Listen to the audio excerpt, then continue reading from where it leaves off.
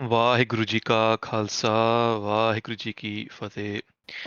So, Saj Sangaji, thank you to everyone for attending today's event. So, the event today, we have Bibi Navrup Kaurji, who is also known as SikhMum on Instagram and actually involved in a lot of Mahan Seva.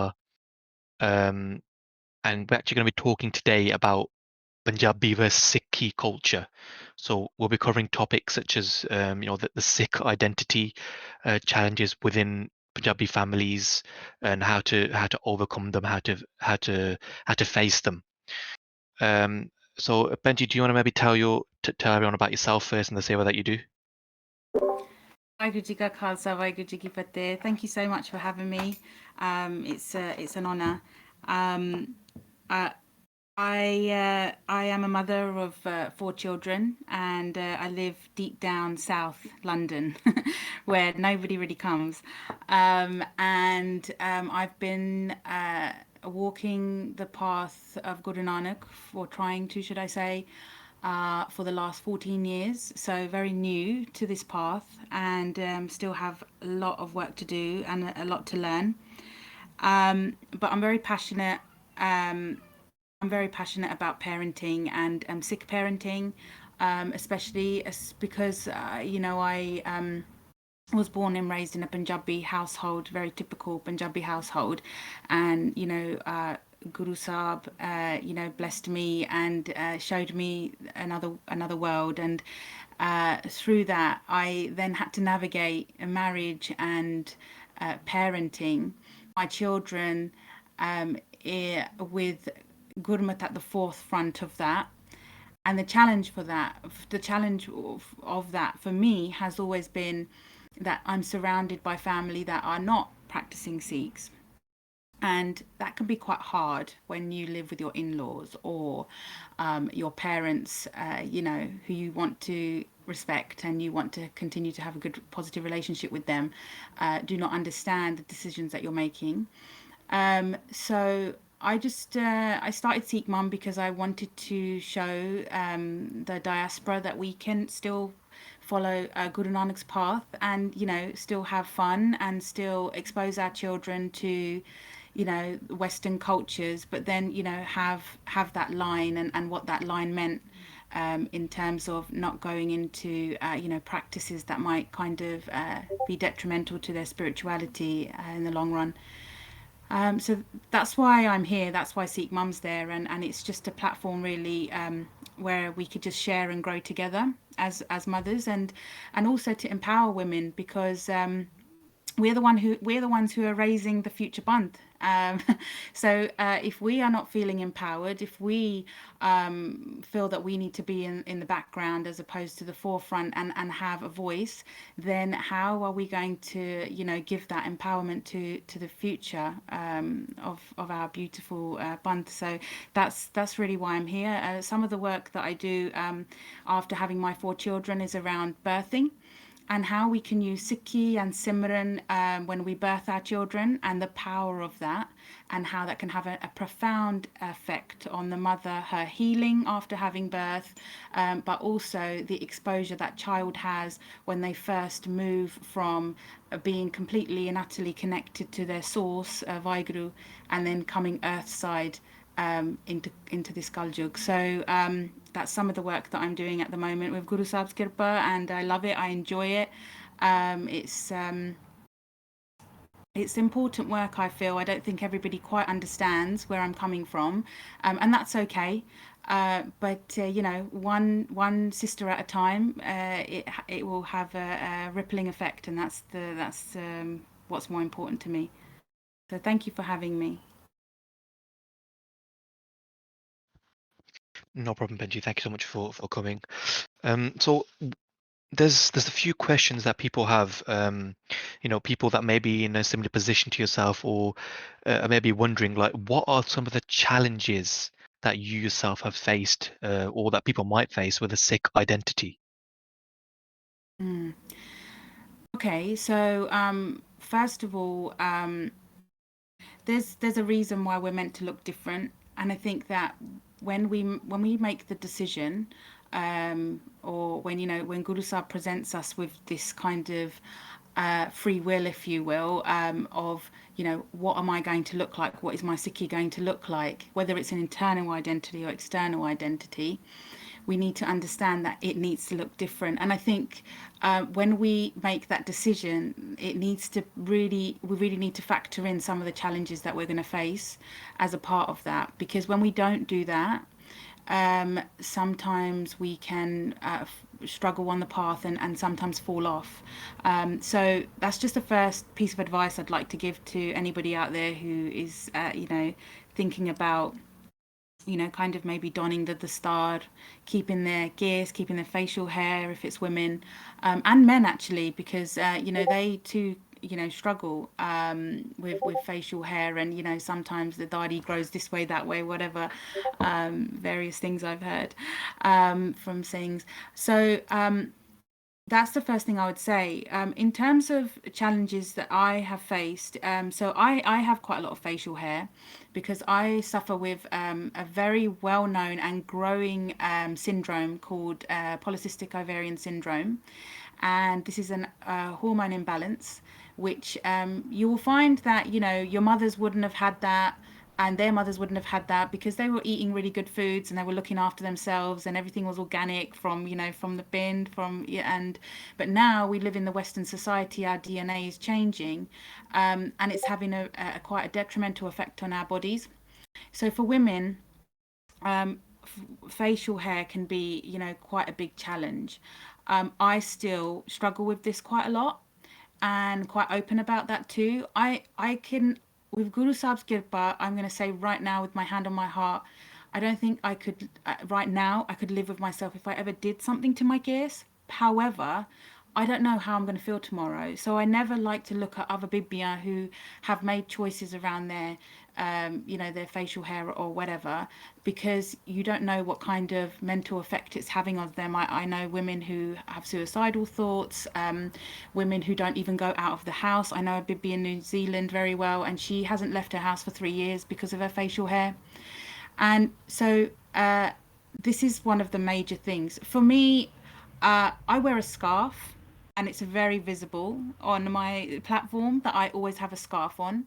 If I'm in the Sangat and you see me, you'll see that, I am very comfortable with my gears because I know in the Sangat, my guru is there, and I feel really comfortable. I know people aren't looking at me in that way. They're looking in my eyes. They're not looking at my facial hair. And so over time, I've just really grown that confidence in my Sangat. And that's what Sangat's about, right? That's when you know you're in the right Sangat, when you feel that way. Um, but I still haven't got the confidence, in the workplace, to not wear a scarf. And everybody knows that I have, facial hair. They can still see it, but they can't see it like fully. I don't have it like, out. And but they're still very respectful of it. And I think that even I was thinking about this a couple of weeks ago. If I was to take off my scarf, we're all working from home at the moment. But if I was to go into work and I was to take off my scarf, I don't think anybody would really care. But I think it's my own confidence. And that's something that I'm working through at my pace, and no one else has a right to decide when that is going to be okay for me. So for the women out there, I'd like to say, if this is something that you're battling with, take your time and continue to build your Sikhi and your Kamai, and Guru Sahib will bless you at the right time. But just always make sure that you're always revisiting those conversations with yourself. Other kind of challenges that I've had are around, the fact that I don't dress a certain way, or I do dress a certain way. And I have always, in the beginning, I used to take it quite offensive when people used to talk to me in that way. My mum sometimes would make me Punjabi suits and the necks would be quite low. And I know that sounds very silly, and the Singhs might not understand, but I'm sure the Bibia might. But when I was young, when I was like, not into Sikhi, that wouldn't have been that much of a big deal to me. But after I came into Sikhi, like my modesty and became like a really big part. And I'm not saying this in a kind of like a Islamic kind of way, where my body needs to be completely covered. But there was a certain level that just didn't feel right to me. Like if I go to the gurdwara, I want to look a certain way. If I go out in the street, I want to look a certain way because I'm representing my guru. And so having that conversation with my mum, this is too low for me. And you know, she's saying you're too strict, you're too this. My mum would say lots of different things to me. I mean, even when I went to a camp in Paris, and a Bibi there. She was the first Bibi to ever tie the star in France. And she said to me, "Let me tie the star on you." And I was like, "Okay." She tied an amazing the star on me. I felt so good. And I said, "I want to go home like this on the Eurostar." And she was like, "Okay." And I said, "I don't know what they're going to say to me about my passport." I remember coming home and my dad just looked at me, and my dad was at the start. He didn't have a dari at the time. He does a full dari now, but he just looked at me and I said, "What?" And he didn't say anything. So I kind of probed him and said, like, "What do you think, Dad?" And he said, "Yeah, you look nice, actually. It really suits you." And I felt so good. I felt so empowered because I'm really close with my dad and he's always been really empowering and quite a progressive dad. And so I went upstairs and when I was walking up the stairs, my mum was walking in and she just looked at me and she just had like a face of disgust. And I carried on walking up the stairs and I just looked in the mirror and I sat there and I looked in the mirror and I had a gutka sahib in my hand and I spent my 2 hours doing rera sahib because I didn't know how to do rera sahib at the time and I would just take 2 hours. Remember those blissful times when you were first learning your part and you really took your time and did amazing. And and then I just, after I finished my ardas, I just heard all this shouting downstairs and I just remember this right now, standing at the top of the stairs, and my mum was saying she's never going to get married. And she looks like a man. She looks so ugly. You know, all this stuff. No one's going to be able to see. I've got very, very curly hair. No one's going to see her beautiful curly hair. You know, all these kinds of things. It was really, and I just sat there crying my eyes out. The next day I went to the Gurdwara and there was a Gyaniji there and he was a really, really amazing Gyaniji. And I just sat there and I just cried throughout Asadivad. And then afterwards he come to me and he said, "Are you okay?" And I said, "No." And then he said, "What's the problem?" I said, "I really want to tie gear ski, but this is the issue that I've had at home. My mum said this and that." And he just ignored everything that I told him about what my mum said. And he just said to me, badi khushi di galla. And I was like, I don't understand. And he was like, "This is like a really good thing. You want to tie the star. So just ignore everything else because this is how you feel." And I walked out of the Gurdwara and I was walking to the station because it was right next to like the station I go to work. And I was just thinking to myself, I think this is God's way of saying to me, don't focus on what's happening with mum and what they want. This has to be about what you want. Yeah, and that's the day I made up my mind that I was going to tie the star. And I still have had a lot of challenges afterwards. My thai, my chache, my chachia, lots of people, my cousins, massive issue there around me tying the star. And you know, at the end of the day, when we follow our heart, it's never going to be the wrong decision. And I think that even though it can be a challenge to do this, the way I have got through this Sangatji is with Byar.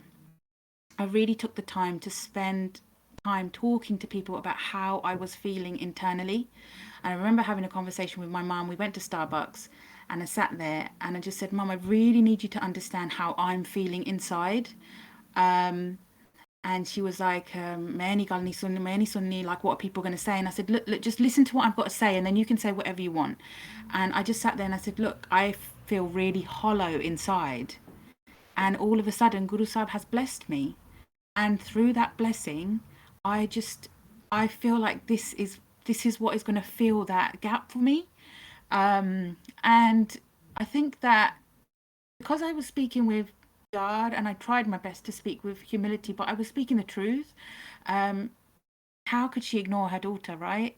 Um, and so, you know, that day was a big turning point, and I realized that's what I got to do. I got to sit down with all the people that are having a problem with this and explain to them what's happening inside me, because I'm the one who's changing. Therefore, it's my responsibility to talk to them and explain to them what's changing.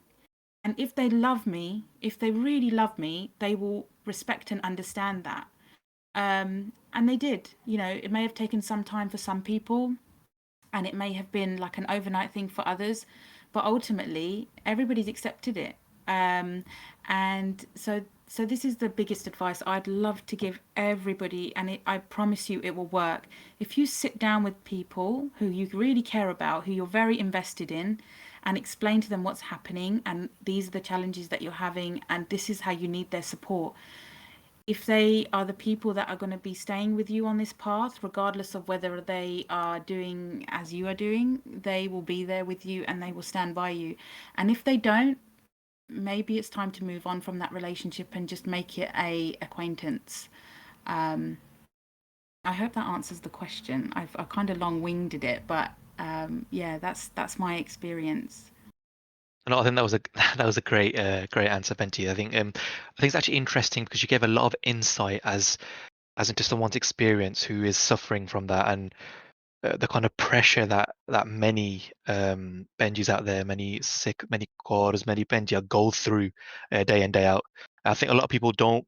They kind of they don't know what the person is going through. So it's I think we really need someone to give an insight. So I really thank you for that.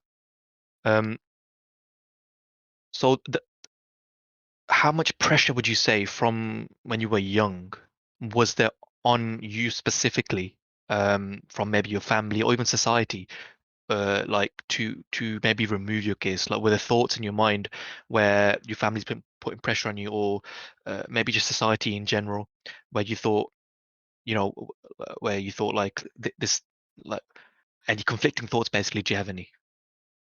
So if you're kind of referring to pre 2007 when I came when I discovered the path of Guru Nanak Dev Ji Maharaj, um, I would say I don't think there was like a direct pressure. I think it was very indirect because it was just the norm. All the women around me were doing their eyebrows. I would go with my mum to have her eyebrow appointment. I would see my sister getting her legs waxed, or I would even would see shaving cream, or I would see like razors in the. So there's 7 years difference between me and my sister, so that's quite a big difference. And so I would see these things, and I can see it with my, not in the same context, obviously. I can see it with my daughters as well, because one is 12 and the other is 7, and the 7-year-old is watching what the 12-year-old is doing. And I think it was very similar for me. I was watching what the women in my household were doing, and that was normal. That was very, very normal for me. And I think that that might be the case. But the thing is, we really need to train our children to have critical thinking and question everything. And I know that sometimes we can get a lot of backlash when we question a lot of things because people like to take things personally and make a lot of assumptions. But it's really important for the future of the Bund that our children are doing this. And the reason I say this is I'm trained in film. So I spent 3 years of my degree studying film, studying TV, studying propaganda through media. And and of this, I'm always saying to my children when we're watching adverts, for example, my daughter, she's 12 now. She even picks up on it now because I've been doing this with her for so long. But she will say, "Why?" Like I'm going to talk about the period. So she will say to me, "Have you noticed, mummy, how they make you feel like that the period's a bad thing, and that if you don't have this product, you're going to be really, really struggling. But then this product's going to change your life because the period is so bad, and then you need." And I said, "Yes, yes, darling, that's exactly what we should be looking at. And the period isn't bad because that's how we procreate. So it's really, really important. But that's how they're selling stuff, right? And Gears is the same thing. Everywhere you look, every advert is telling you that hair is bad, body hair is bad. And even for men now, having a hairy back is bad for a man. Having a hairy chest is bad for a man, and it's unattractive, and all these kinds of things. And that is a very indirect pressure. And if you are not open to that kind of critical thinking and analyzing these things around us, then you are going to be buying into that form of beauty. And that's why I feel like in camps we really need to change the kind of narrative of what Sikhi is and what it's meant to be like. And, it's amazing that we should be teaching the names of our gurus to our children at camps, but really we need to be talking to them about the outside world and what they're being exposed to, and giving them critical thinking skills, that they can look at these things and go, actually, that's they're doing that because they want to make some sort of kind of profit from making me feel bad about the way I look, right? So these Kardashians and all this, I don't really like reality TV at all, but even those kinds of shows, we all know it's not reality TV, but young children, they're looking at that and thinking that's reality TV, and they're thinking this is what their lives are like. And social media is the same. Everybody's got nice beautiful, like, legs, and they don't have no hair on them and all this kind of stuff. And but that's not the reality of it. And I actually posted something yesterday. There's a black woman, I've forgotten her name now. She writes for the Telegraph, I think, or the Times, I can't remember. And she did a red carpet event quite recently, and she doesn't do her armpits. And she basically, on the red carpet, lifted her arms up and had a picture taken that way. And it got posted around, and I just thought to myself, wow, what a woman. I mean, I'm not saying that us as Gursikhs should do that, but what a statement she made. She made the choice to really kind of say, look, this is who I am. This is my natural form. This is the natural form of a woman. If more, and I showed my daughter, my 12-year-old, that, because she's, at the moment going through puberty, and she, has underarm hair growing now. And she said to me, oh, mummy, do you think anyone will say anything to me at school? And I said, probably they will. Probably they will. But this is someone you can show them and say, look, this woman is a millionaire. She's really successful. She writes for, one of the, most prestigious papers in broadsheets in the UK. And look what she's doing. And so we need more voices like that. Doesn't have to be Sikh voices, but we could get inspiration from these people who are trying to break those, normalities, should I say, which we know is not the normal. But also, can I just add, when it comes to this direct and indirect pressure of, hair and, kind of removal of it or keeping it or whatever it may be, we really need to try to help our children and the future of the Band to connect with Sikhi and connect with their guru. And I was just talking to my daughter about this in the car, just literally like half an hour ago. And I was saying to her, it's really important that your connection with God is not my connection with God. You can't look at me and see what I'm doing as a Sikh and think, oh, that's what I'm going to do and that's how I'm going to build a connection. I said, when you do Simran, it might be different for you, what you feel, and you need to hone in on that. It can't be what I say or what I feel, because ultimately, when you have that connection with God, then that love that you have for God, that's going to be the reason that you don't want to do certain things, because of that love. And because of that fear, the two things are the same, right? Just on different scales, at different ends of the spectrum, should I say.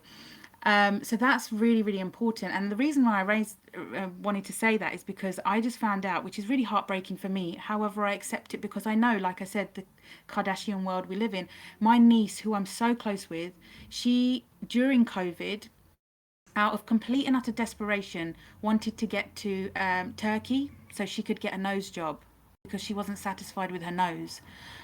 So she, during COVID, travelled to Barcelona, and then from Barcelona, God knows how she done it, but she got to Turkey by not going, going over the border, but not by plane, so she didn't get picked up. And she got to this hospital, she paid cash to this doctor, and he done her nose for her. And I was completely and utterly shocked because she's a stunning girl, but clearly she doesn't have that connection with God to make her feel that, this is what God gave me, and I'm beautiful the way I am because I'm a reflection of that God. I'm a reflection of that, my guru. So therefore I need to change myself. And these are the questions that we need to be raising with our children and our daughters and our sons, to say, like, what is your connection with God? How are you going to build that love? Because ultimately that is going to be the source, and that is going to be the grounding that they need, that's going to make them realize that they're perfect the way they are. It needs to be more than us as parents saying it. You are perfect the way you are, my darling. You're beautiful the way. What a beautiful core you are. What a beautiful thing you are. I say these things to my children all the time.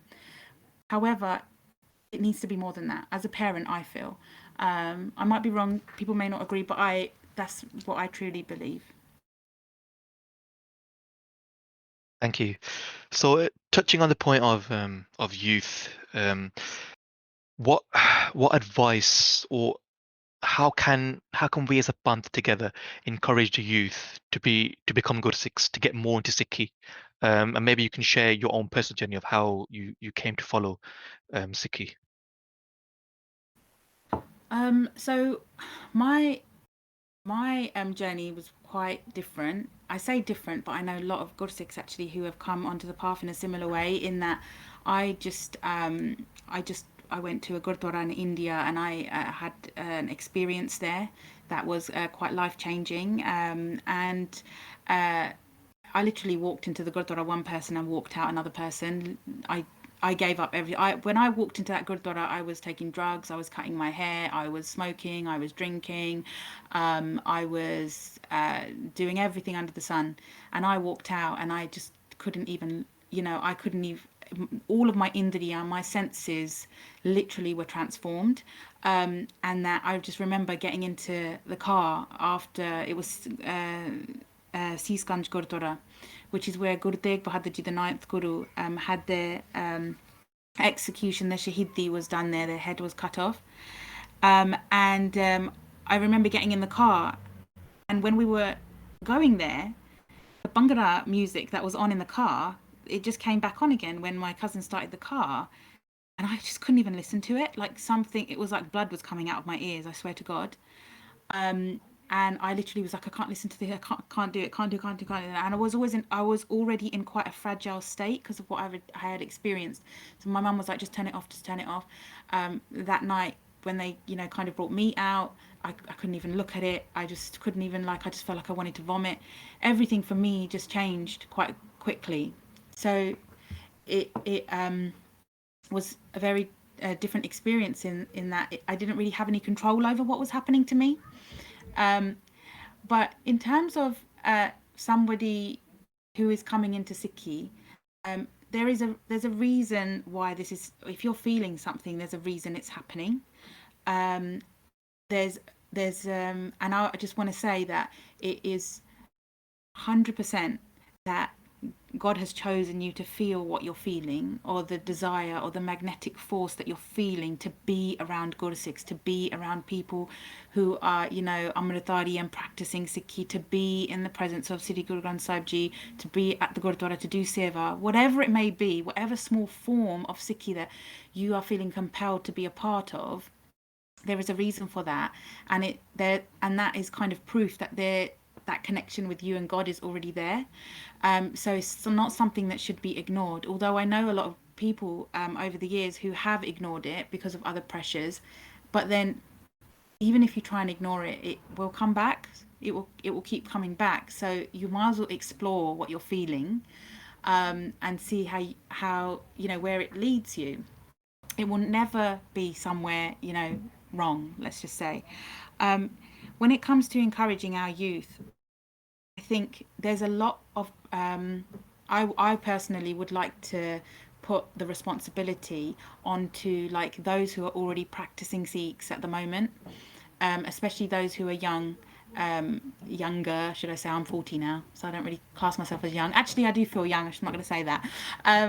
But I think that the responsibility should be on us. We should be approaching people and talking to them about Sikhi with pyar, not with judgment. We shouldn't be looking at someone who's got cut hair and thinking, oh, they're this or that, or even if someone drinks or smokes or whatever, because we have absolutely no idea what they're going through and what they're feeling and what emptiness they might be having. The example I want to give is my husband, because he was almost a borderline alcoholic, moments, and I mean moments, minutes, before he embraced Sikhi. And it was some Singhs who approached him, actually. Q Ratan, Amrit Baji. said to my husband, and my husband was like a monna. He had, like a goatee, and he was like very kind of like, classed as one of those, I don't know, like Jazzy B kind of people. I don't even know who Jazzy B actually is. Does he wear the star? I'm not even sure. But one of those kind of like Bhangra people, typical Punjabi boys. And he just approached my husband at uni and just said to him, like, why don't you come to this camp with us? Um, and Gurpreet Singh says even now when he like does talks himself and he's talking to the youth himself, he always says, imagine if he never came up to me and he was just looking at me like, oh, he's just someone with cut hair, he's like, he's a lost cause, there's no point, kind of thing. He goes, but him, and he said that at first I was kind of a bit reluctant, and then he was like, okay, I'll go. And so he ended up going to the camp, and the first night at the camp, Bajra Raj Singh was doing a talk, and that talk just completely changed my husband's life. And my husband as well himself that night, he said, he felt like arrows were shooting into his heart with the shabad that was, being sung, and the vyakya that Bajra Raj Singh was doing. So, I'm just giving our own kind of experience in that, you know, we have to take the risk. And Gurpreet always says to me himself, he talks about it in the context of parenting as well. He always says to me, imagine if like we were like not good Sikh, but we wanted to expose our children to Sikhi, or we wanted to come into Sikhi, but we didn't know any other parents that were giving us a time of day who were into Sikhi, who to help us to teach our children. So we need to be that link for them so they can connect to Sikhi and ask us the questions, or and if we don't know the answers, connect them with people that will.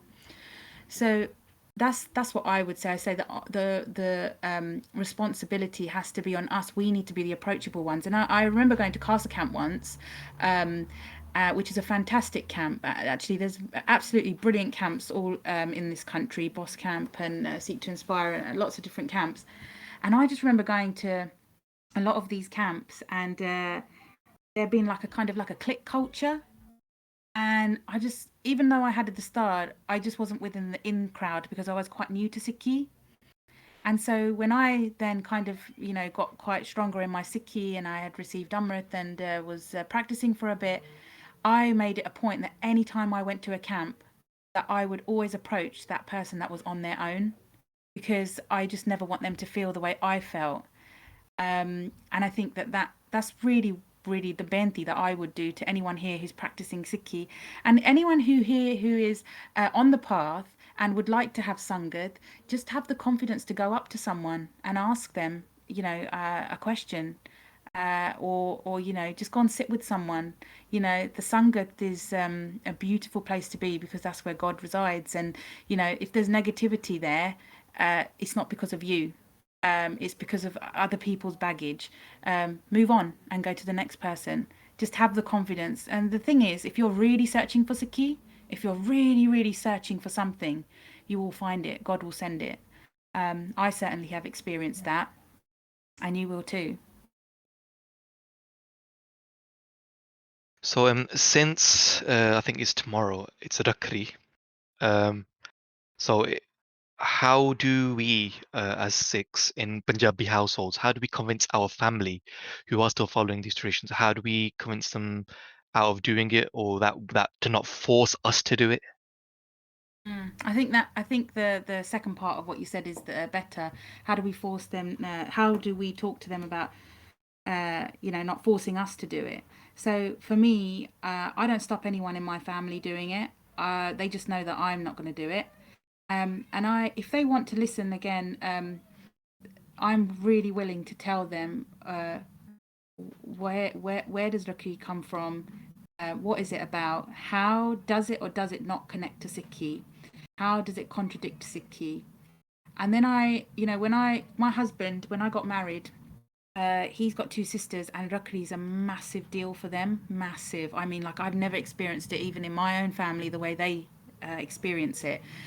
And so he had said to me before we got married, look, Rakhi's coming up, but this is going to be the last one before getting married, and I don't really want to continue this tradition, especially now that I've received Amrit and stuff. And so he said, this is what I'm going to do. So he approached his sisters and he explained to them what Rakhi is, where it comes from, how it connects to Hinduism and patriarchy and all that kind of stuff.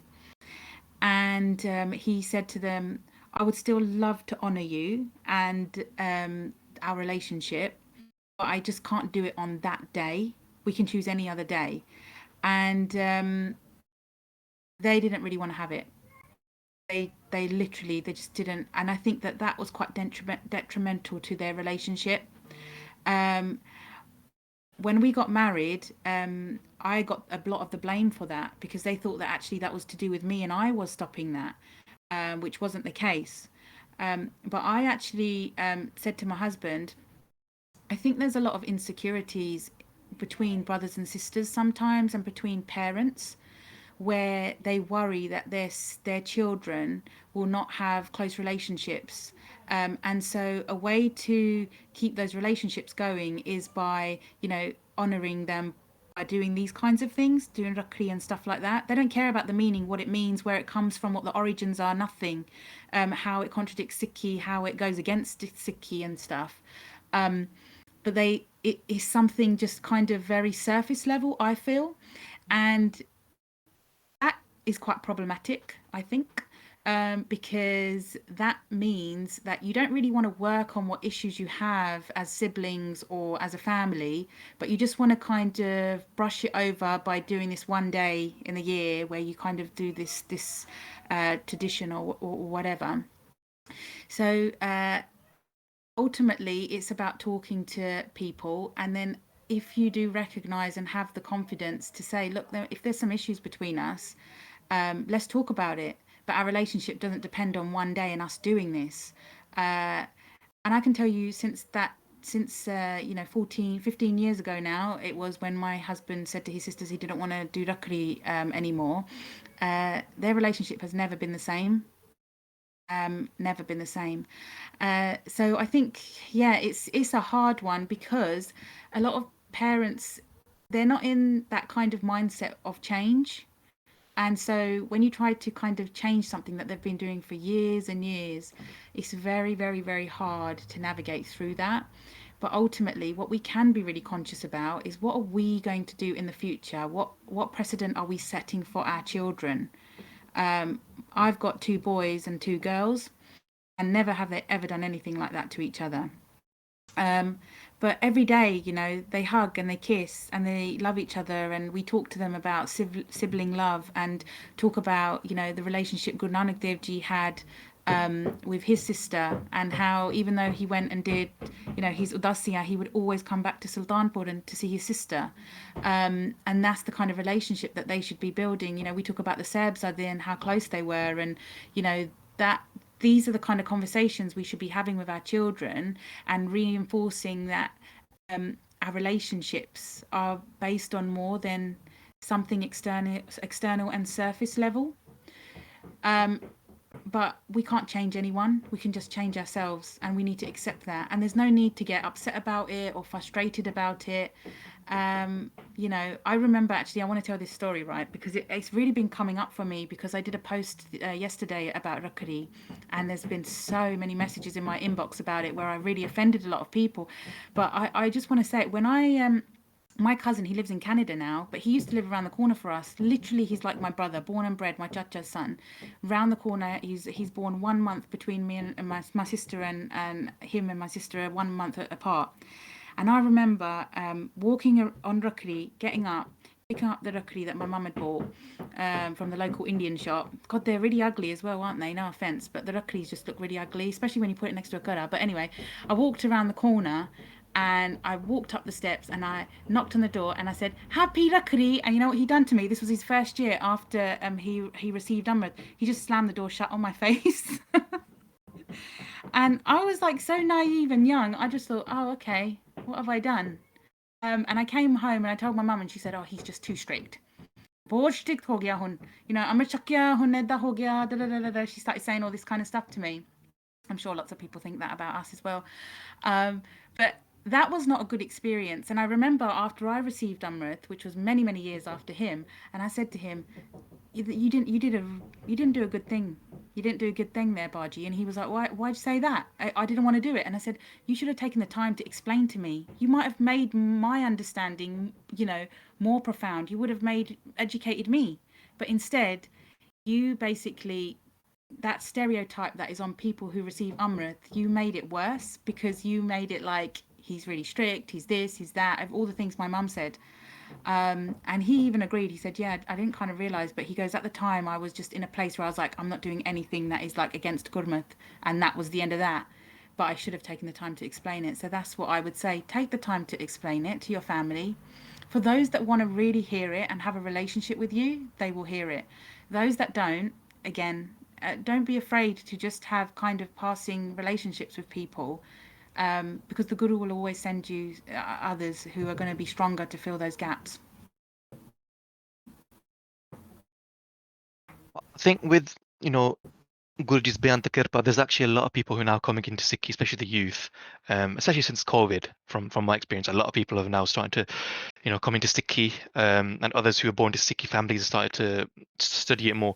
But I've seen, and maybe you've seen similar stuff where there might be so within in their own family, their parents might object. So if they start, let's say, if they say that they want to wear the star at the malla, or they want to wear a chola, then the parents say, okay, that's too extreme. Where you should be wearing this dalpag, you shouldn't be wearing a chola, you should be wearing a kota pajama. You can't be too cutted, it can't be too extreme. So, what kind of advice would you give to people who, like, to children or to the youth who are getting that kind of those kind of weird comments from their parents? I think it's just about education again. Like, you need to expose your children. Sorry, you need to expose. They are like children, aren't they? Sometimes we need to expose our parents to the positives of Sikhi. I think there's so much damage that has been done to the elder generation, intergenerational trauma, partition, the whole empire stuff, and 78, 84, all of that kind of stuff. And I I don't want to get political or anything like that, but I think that it does have a place in like what you've said, because the Jola, the Mullah, is Gold the Star. These things are associated with a type of person, or a type of Gurmukhs within our Panth, who in our opinion, through our education, have done massive seva for us, but through kind of Indian propaganda, these represent very negative things for the older generation. And so I think that's fear that's actually driving all of that. So you need to understand that, I mean, I know that I'm making a bit of a kind of generalization here, and I don't mean to, but I feel like my exposure to those who are coming to Sikhi, what I've experienced myself, and what parents are saying to us when their children are coming.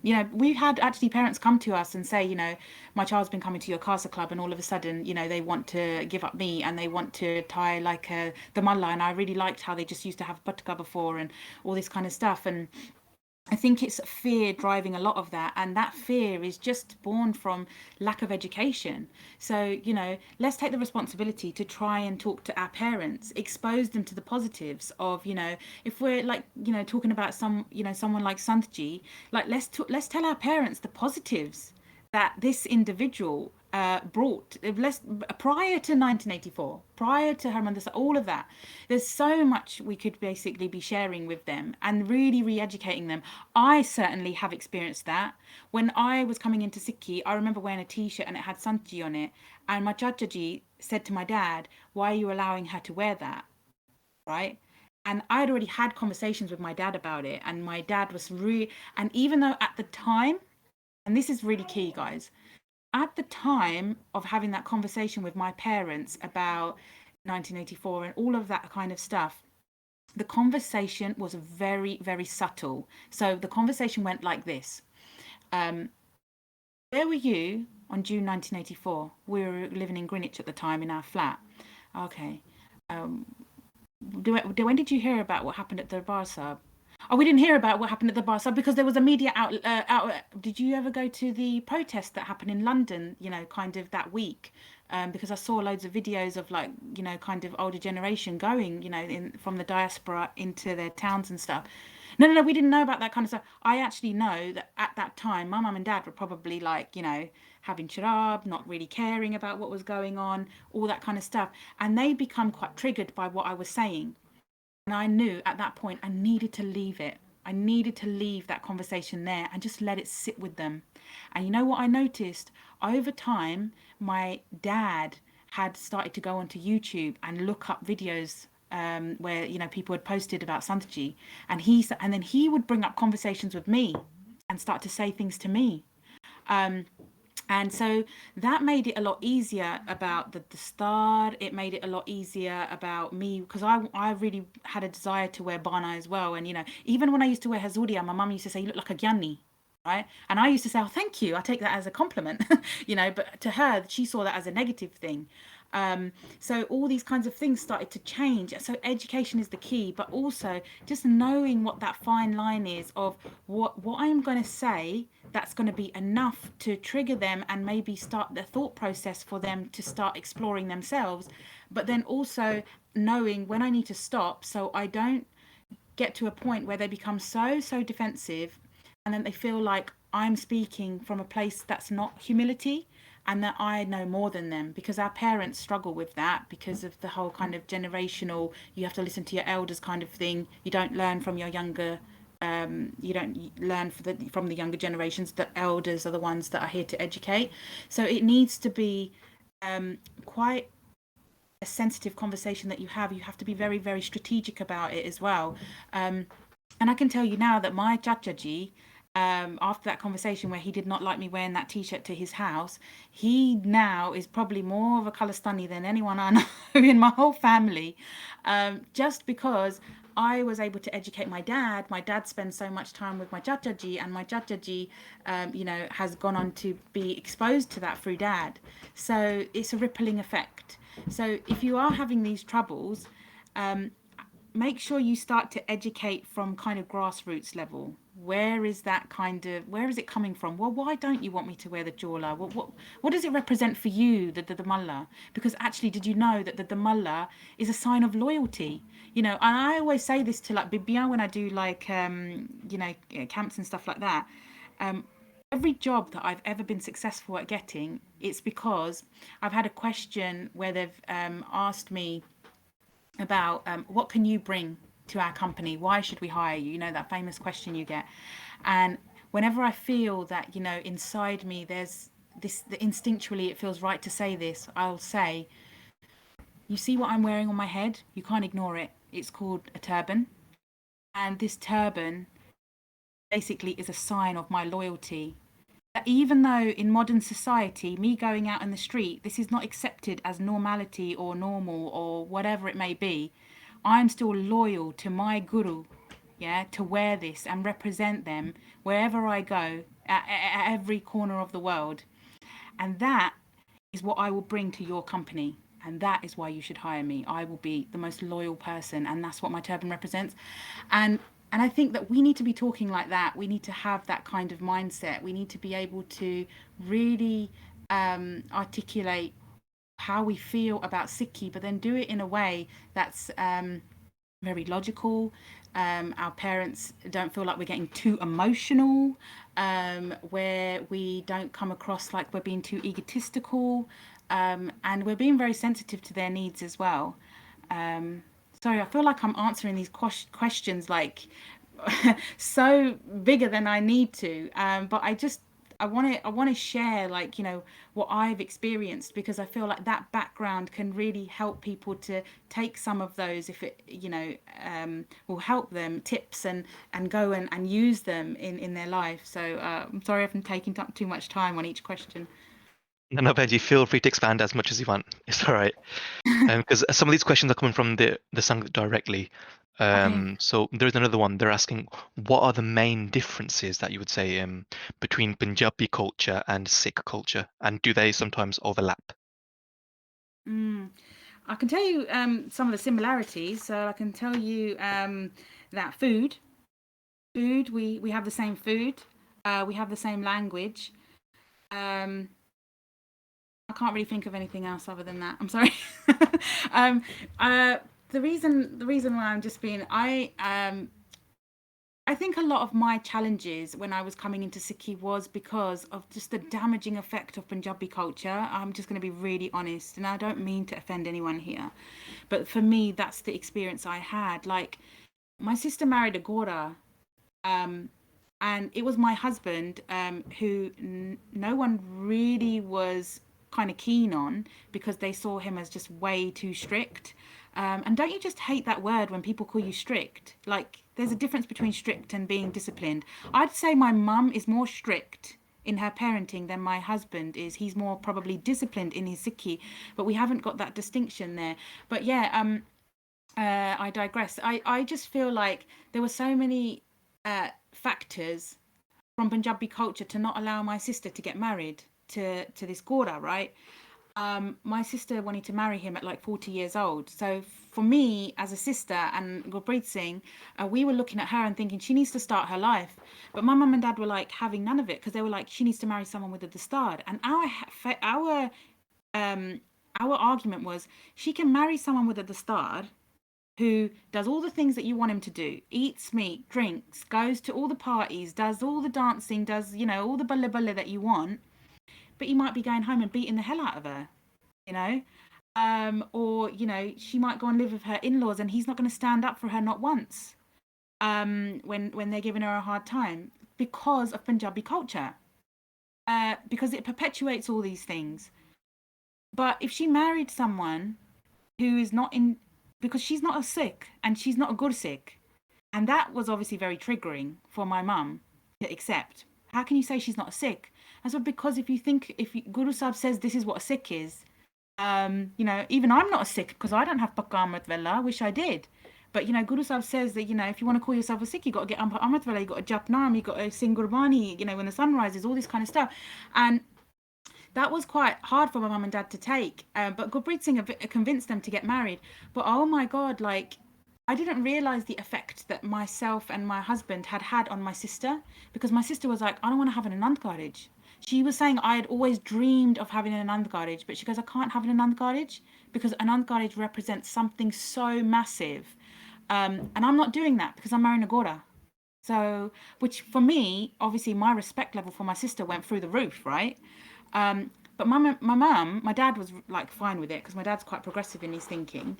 And by this time, my dad had grown his dadi, stopped dyeing it, and he had gone through a transformation himself anyway. But my mum was still like, no, she needs to have an Anand Kartaj. What are people going to say? She's not married in the eyes of God. That's the kind of things that are going through my mum's head. And I was like, even if she gets married in the eyes of God, what does that mean if she's going to not follow anything that Guru Sahib said, like in the Lama? So all these things are, I think that Punjabi culture is just so damaging to Sikhi, to be honest. And I know a lot of people, anytime I do any post on social media to do with Sikhi and Punjabiism, I absolutely get like shredded to bits, which is fine because I know that people have their experiences.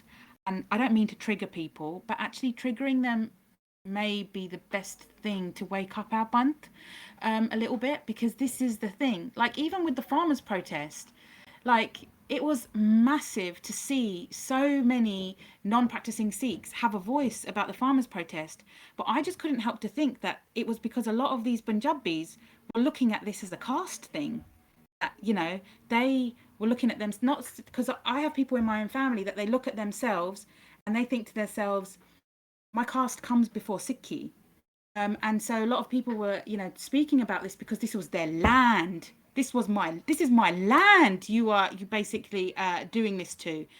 They couldn't connect the dots that actually this is a much bigger thing.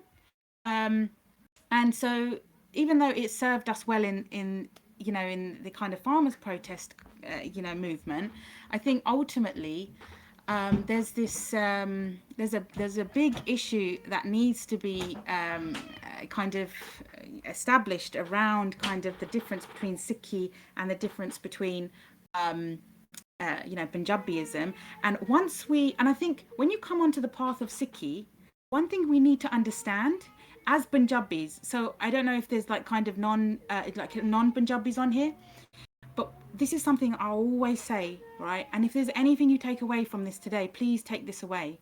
You come into Sikhi, right? Your life should not be the same as it was before. Your lifestyle should not be the same as it was before.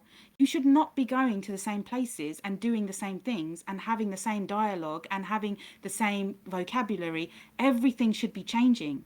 And that's what, for me, it is to become a Sikh. And it's quite scary when people say, oh, yeah, I'm a Shakya now, but I'm still seeing them exactly the same as they were. Because then I think to myself, what did that mean for you? What changed? Like I was saying about the Indriya being affected and all that kind of stuff. These things come when we are making those physical and conscious changes. I'm not going to go to a pub anymore. I'm not taking my Graban into a pub. I'm not taking my Dastard into a pub anymore because that means I'm taking Guru Gobind Singh Ji with me. This is the kind of thinking that we need to be having. But that is what Punjabiism is doing, that you can just take Amrit. You don't take Amrit, we receive it. It's a gift. We don't just take Amrit and everything remains the same. I know for some people it takes time. And, like when you're coming into Sikhi, maybe you don't know a lot of things. Like I remember when I came into Sikhi, I didn't know that I can't remember what was the thing. When I was coming into Sikhi, I didn't know that we're meant to pay 10% of our wages, right? So I was earning quite a lot of money then because I was working in the film industry in the UK, and I didn't know that I was meant to be taking out. And when I went to the Amrit and Jard, and then the Mapanj Biari said 10% of your wages has to go to the Panth. You can give it to any charity you want, but it needs to be a Panthic charity.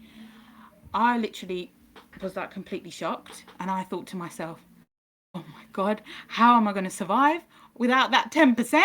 But I made that change and actually ended up getting pay rise after pay rise. That's literally what Guruji does when it comes to things like that. Um, but there has to be that kind of change. And that change might be uncomfortable. And this is the kind of stuff we're discussing right now, right?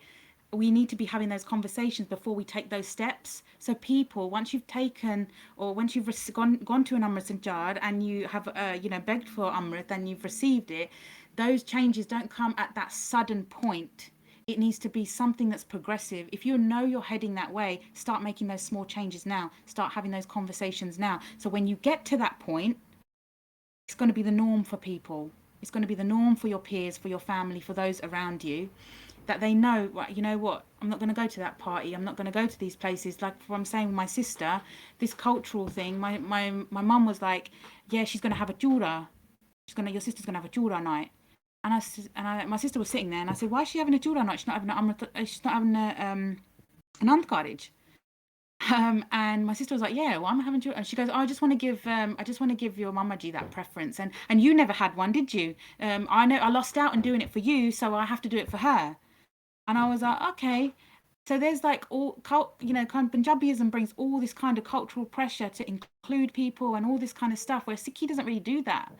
And so Sikhi's just it's just such a beautiful place to be. And and every day, Guru Sahib allows you as a Sikh to blossom in some sort of way, and I feel like Punjabiism doesn't do that. It holds you back. And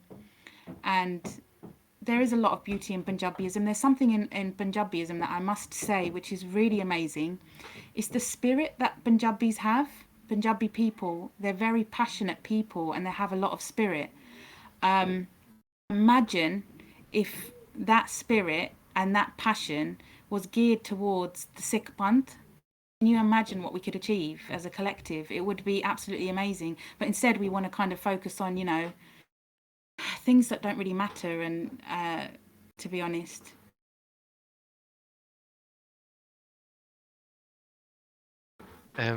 Absolutely. There's another question. So because you mentioned about, the culture, and I think because in Punjabi culture, which we all know, there's a huge drinking culture, drinking alcohol, and it's absolutely huge. I think everyone knows this. So what advice would you give to people um, who are struggling with there's people in their family who are drinking and they're trying to go towards a Sikhi path, and then there's things such as after an marriage, the groom, he'll shave his beard straight away and then go to the reception, and then they'll be drinking sharab there. So this is part of Punjabi culture. But how do we get out of that and then adopt and go towards the guru? Oh, Baji, what a big question you've given me. If I knew the answer, I swear to God, I'd be screaming it from the rooftops.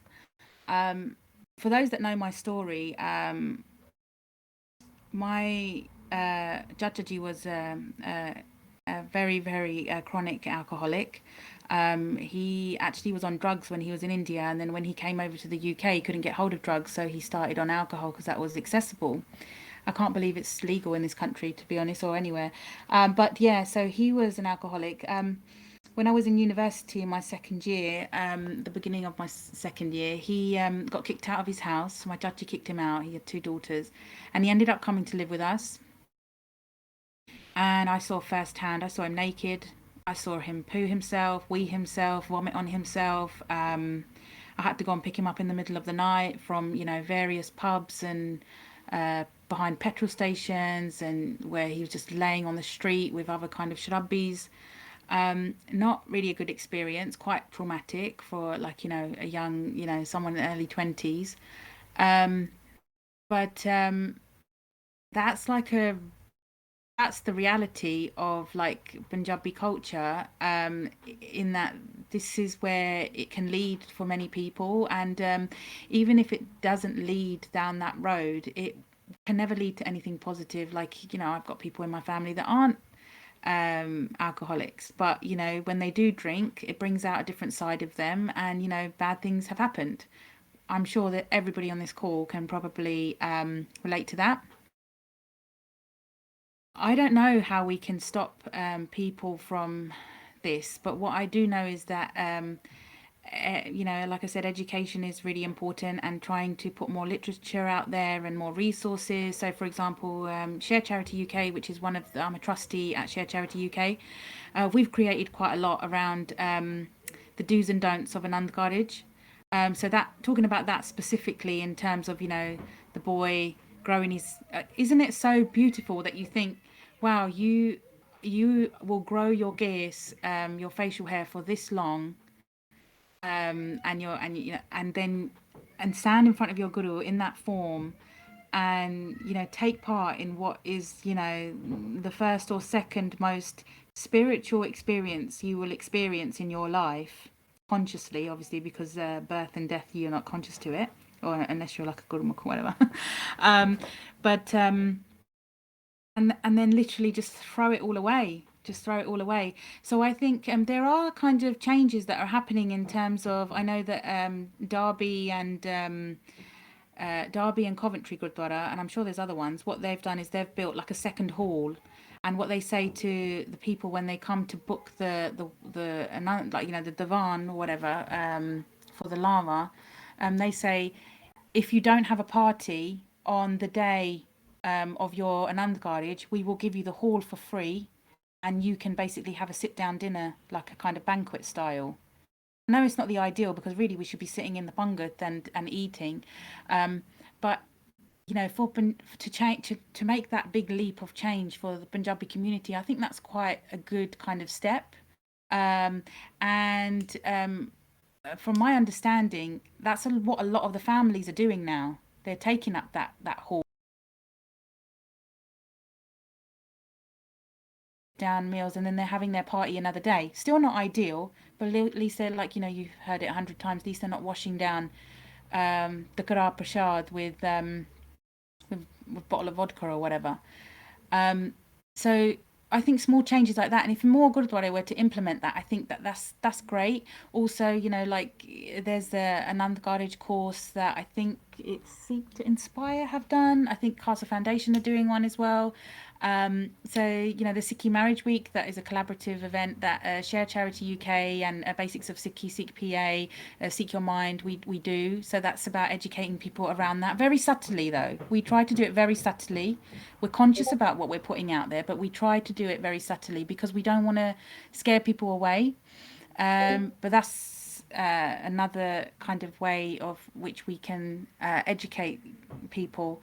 And everybody, I think people are changing though, Baji. I don't know if you agree with that. I feel like, I don't know if, yeah, like you said, through lockdown, or people become more conscious of, themselves, and but people are wanting to learn more about Sikhi, and they do want to follow it as much as they can within their remit or whatever.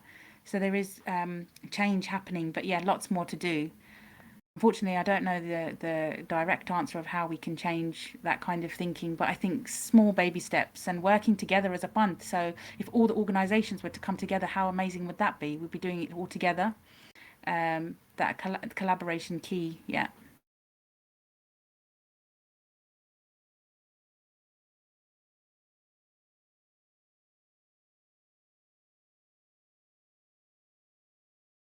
Hanji, I think Jasdeep Singh wanted to say something. Hanji, Jasdeep Singh.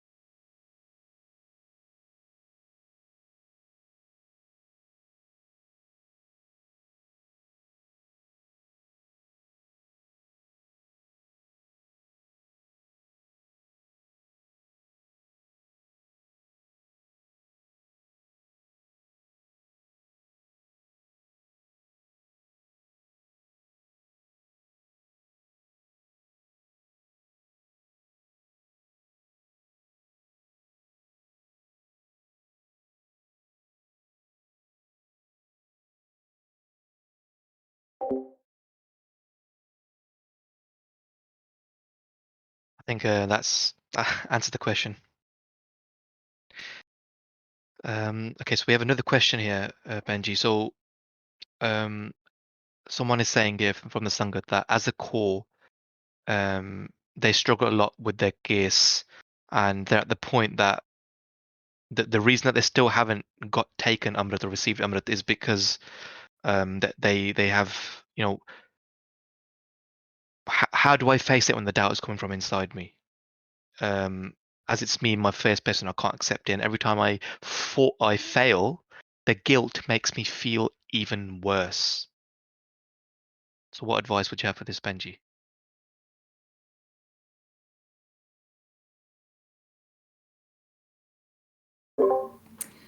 Um, it's such a hard journey for Bibia, I'm just gonna kind of take this away from Saki a little bit and just say to the Benji who's asked this question, I think it's really important that we look at why we're getting facial hair from a medical stance, because sometimes there is something we can do. Like, I'm not talking about removing the gears, but I give you an example with me.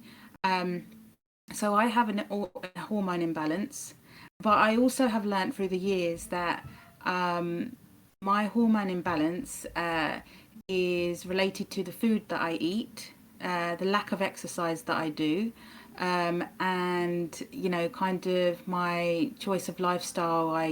How much I'm sleeping, what I'm exposing myself to, all that kind of stuff, how I'm looking after myself.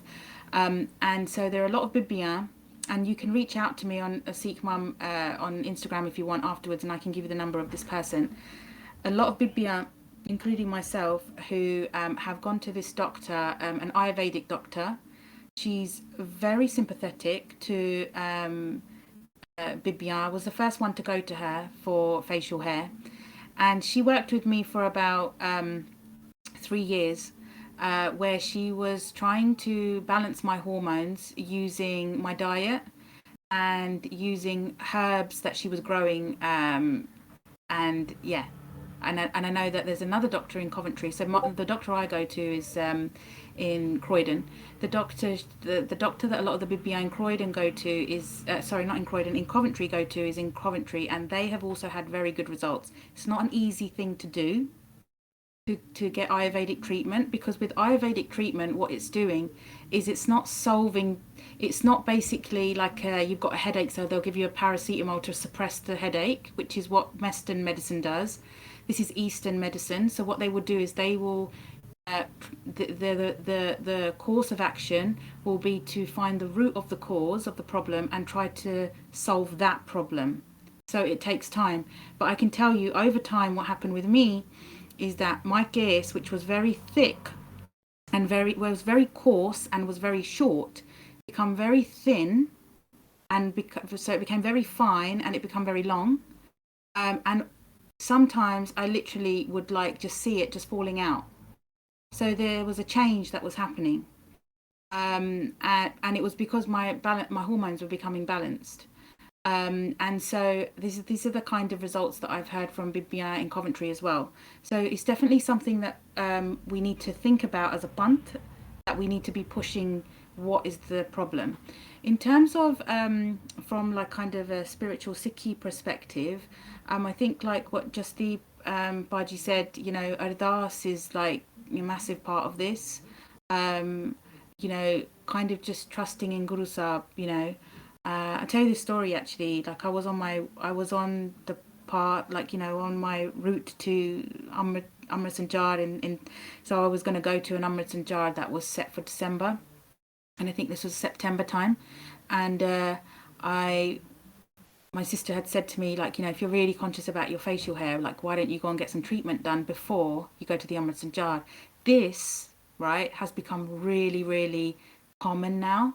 And anyone here who's thinking to do that, if you do that, that's fine. But you know what? You can't be clever with your guru, because that's what you're trying to do. It will come back to you, even though you are like trying to do it before. Like you're basically trying to cheat your guru in that way. Like, you know, you're going to this place where you're going to meet your guru and kind of lay everything out on the table at that point, but you're not really, because you're going in a different form.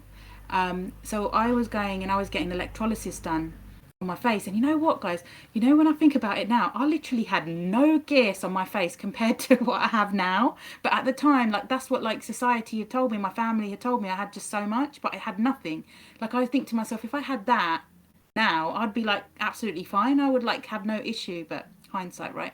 Anyway, so I just remember like laying down and she was doing it, and you know, every time I'd go to her, she used to talk like that. Oh my god, oh god, this is so much hair. Oh god, we got to get it done for you, love. She used to talk like that to me. Anyway, she was actually removing the hair on my top lip, and she was doing it, and she said, you got about 15 treatments to go before December, all right? And I was like, okay, okay. It was really painful, by the way. And so I was like, yeah, okay. Really didn't want to talk right now. And then all of a sudden, like in my head, like I just like saw like the Sebs are there, and I just thought to myself, what the hell am I doing? And I literally just like, she went to kind of get the gun and put it in, but with the pin to like remove the gears or whatever. And I literally just moved her hand away, and she was like, are you okay? And I said, I don't know what I'm doing. And she was like, well, what's the matter, love? What's the matter? And I said, I don't know what I'm doing. I've got to go, Sherry. I'm sorry. I've got to go. And I never walked back into that place again. And I just remember like just doing ardas and asking for forgiveness from Guru Sahib, because I was like, that was just, I'm so like Guru, like it was just, it was, yeah. I just feel like I was making a really big mistake doing that. And it wasn't for me. So whatever you're going through, right? That is your own journey.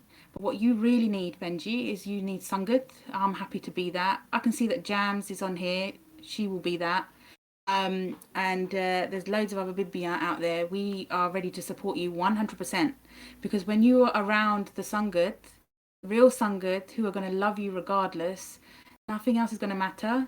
And that's all you need, just to build your confidence around real, true Satsangat, Sad Sangat, who are going to love you regardless, because they're a reflection of your Guru. And if they love you, then your Guru loves you. The Guru loves you anyway. The Sangat will maybe not sometimes love you, but the Guru will love you anyway. So, you know, this is a kind of a personal thing. It's really hard for me to talk because I don't know the whole context of your journey with Gears and stuff, but happy for you to reach out to me, and we can have a chat or something. I'm sorry I can't kind of expand, but just know that you're not alone. You're not alone, and I know that guilt is not a good place to be. To live in that, to live in guilt is really, really hard. But it also shows that you're human and you love your guru because you have that guilt, you have that feeling. The scary bit would be that you're doing it and you don't really care and it's just not affecting you. Um, so, yeah, I hope that's okay what I've said there. Andy, that's a very detailed insight, and you actually offered a lot of support. So I'm sure anyone who's listening is grateful for that.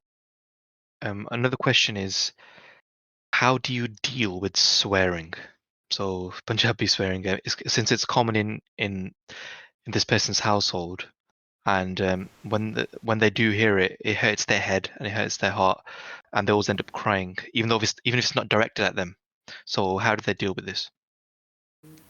First of all, can I say that I really feel for you because I personally do not feel that swearing should be a part of a good Sikh's vocabulary. It should not even kind of be in their mind.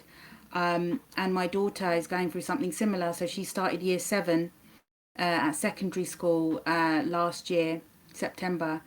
And you would think that being that she went to like a nearly all white school, only one way at the start, that she would have all these other issues. But her biggest issue was that, Mummy, I can't stop hearing the sounds of the swear words in my head. She came home to me and she asked me what the F word was, and my heart just sank.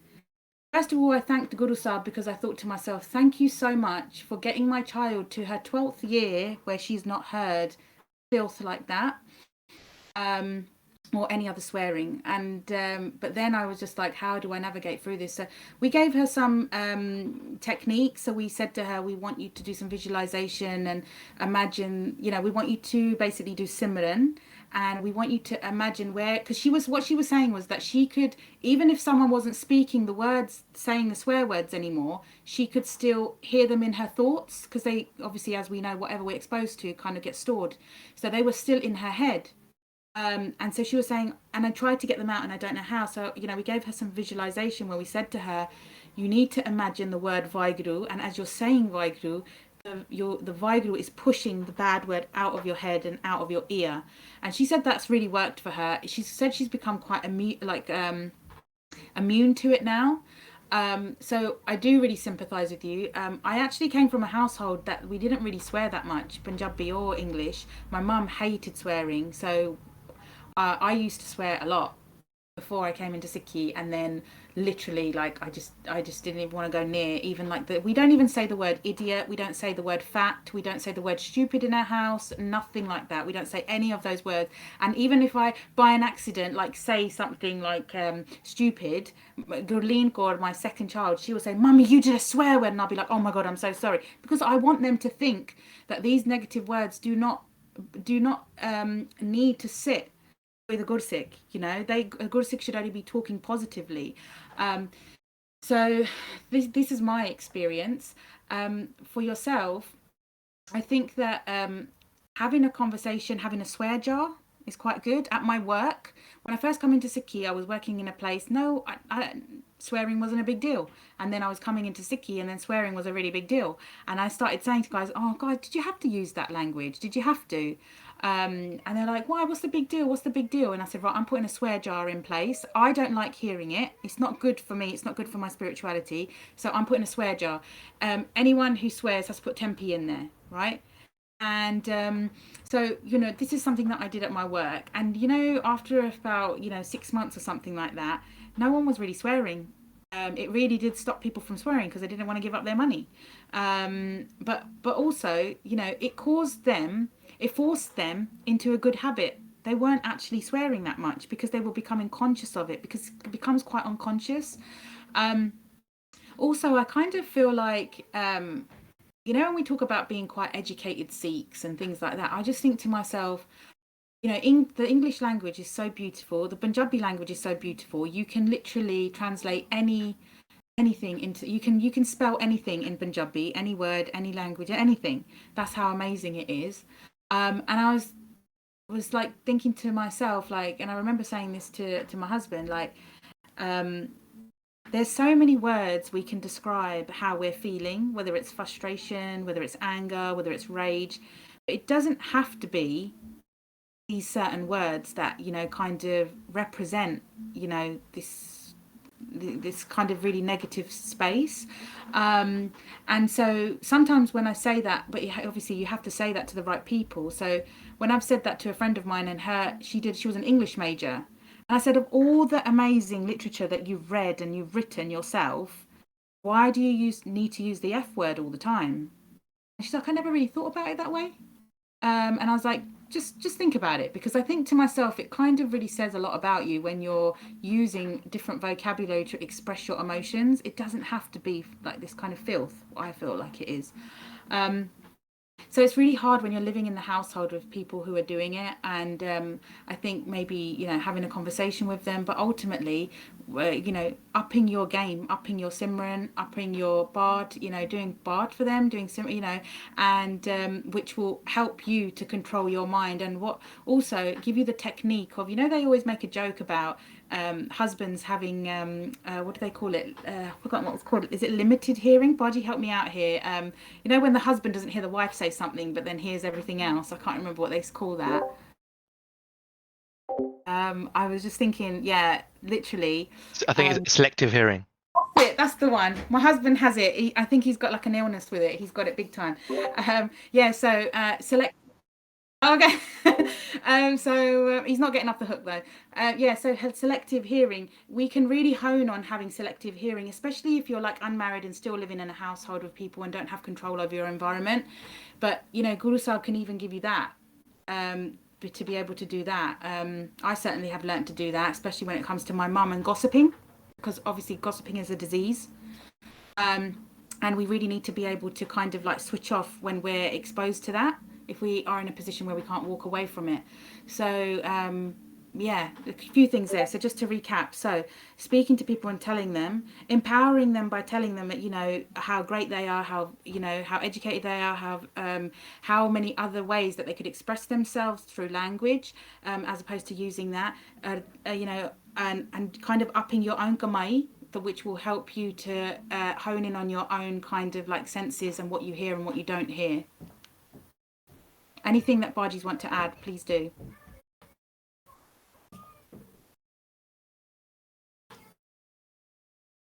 I think you've given very in-depth advice. Now, the next question is a very serious topic. How do we get Punjabi families to talk openly about depression? I feel like my husband should be answering this because he's in mental health. Um,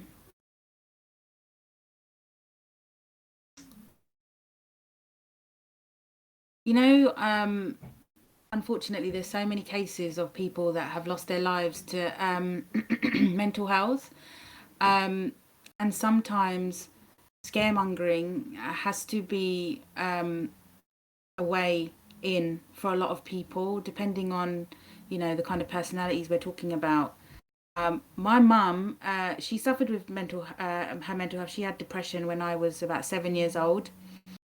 Um, and I remember when my husband, he suffered with his mental health 5 years into our marriage.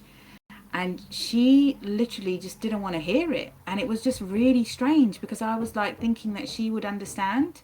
Um, at first, she really didn't quite get it. And then I had to actually remind her and say, Mum, you kind of went through something quite similar.